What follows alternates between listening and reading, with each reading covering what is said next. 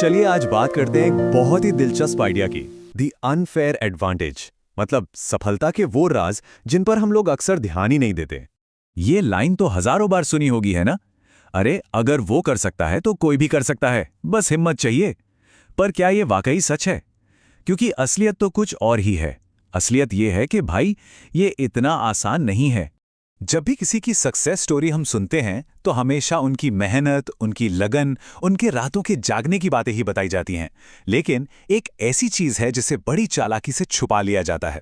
तो सवाल यही उठता है कि क्या सच में सफलता का सारा दारोमदार सिर्फ और सिर्फ कड़ी मेहनत पर है? तो चलिए आज सफलता के असली समीकरण को डिकोड करते हैं। एक ऐसा फॉर्मूला जो हमें सच्चाई के थोड़ा और करीब ले जाएगा। तो देखिए, सफलता के ना दो हिस्से होते हैं। पहला है फेयर प्ले। इसमें वो सारी चीजें आती हैं जो कोई भी कर सकता है।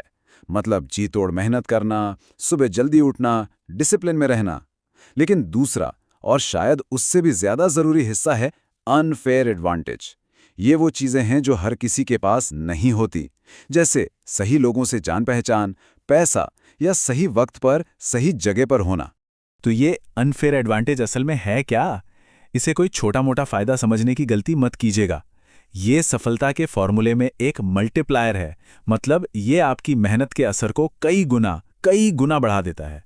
ये वो खास हालात, वो हुनर हैं जो सिर्फ आपके पास हैं और आपको भीड़ से बिल्कुल अलग खड़ा कर देते हैं।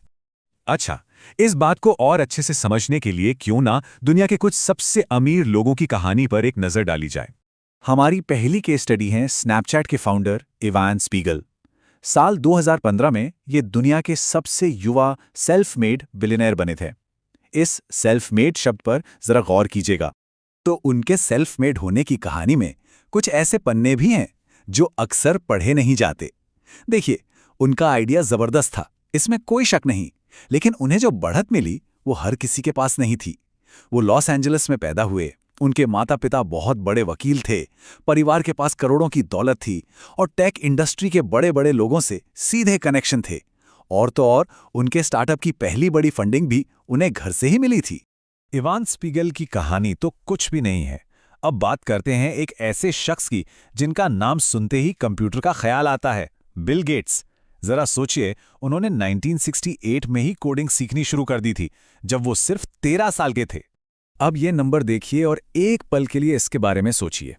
1968 में पूरी दुनिया में हर 10 लाख टीनेजर्स में से सिर्फ एक के पास कंप्यूटर चलाने का मौका था। सिर्फ एक, और बिल गेट्स उन एक में से थे। इसे किस्मत नहीं तो और क्या कहेंगे। चलिए इस किस्मत के खेल को जरा और करीब से देखते हैं। उस वक्त दुनिया भर में करीब 30 करोड़ बच्चे हाई स्कूल जाने की उम्र के थे। उनमें से कुछ ही अमेरिका में थे और उनमें से भी बहुत कम सियाटल शहर के पास रहते थे। और उन हजारों बच्चों में से सिर्फ 300 एक खास स्कूल में पढ़ते थे, लेकसाइड स्कूल। यही वो इकलौता स्कूल था जहां उस वक्त एक कंप्यूटर था और बिल गेट्स उन 300 में से एक थे। समझ रहे हैं ये फनल कैसे छोटा होता जा रहा है? और ये बात सिर्फ कही सुनी नहीं है।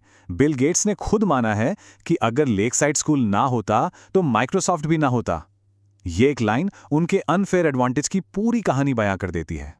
ठीक है, बिल गेट्स और इवान स्पीगल की बातें तो हो गईं, लेकिन सवाल यह है कि इस पूरे कॉन्सेप्ट का हमारी आपकी जिंदगी से क्या लेना देना है। चलिए अब इसे अपनी दुनिया में लेकर आते हैं। देखिए, अनफेयर एडवांटेज का मतलब सिर्फ अमीर होना नहीं होता। ये कुछ भी हो सकता है। जैसे अगर कोई टेक में है तो बैंगलोर या सिलिकॉन वैली में रहना एक बहुत बड़ा एडवांटेज है। किसी ऐसे टॉपिक का एक्सपर्ट होना जिसके बारे में बहुत कम लोग जानते हैं, ये भी एक एडवांटेज है। यहां तक कि गरीबी में सीखी गई जुगाड़ करने की कला भी एक बहुत बड़ा अनफेयर एडवांटेज बन सकती है। इसे आज के दौर के एक बिल्कुल ताज़ा उदाहरण से समझते हैं। सोचिए, फेसबुक को एक बड़ी मुश्किल का सामना करना पड़ रहा है। उन्हें अपने प्लेटफॉर्म पर बंगाली, गुजराती, मराठी जैसी भारतीय भाषाओं में जो अभद्र भाषा या गालियां इस्तेमाल होती हैं, उन्हें पहचानना है। अब इस काम के लिए उन्हें कैसा इंसान चाहिए होगा? जरा सोचिए। पहला, उसे डेटा इंजीनियरिंग आनी चाहिए। दूसरा, उसे उस भाषा की सड़क छाप गालियों की गहरी समझ होनी चाहिए जो किताबों में नहीं मिलती। और तीसरा, उसे ये पता भी तो होना चाहिए कि फेसबुक ऐसी कोई नौकरी ऑफर कर रहा है। ये तीनों चीजें एक ही इंसान में मिलना कितना मुश्किल है। यही है आज के जमाने का परफेक्ट अनफेयर एडवांटेज। तो इन सारी बातों से हमें सफलता का एक नया और ज्यादा सच्चा फॉर्मूला मिलता है। तो ये रहा सफलता का असली समीकरण।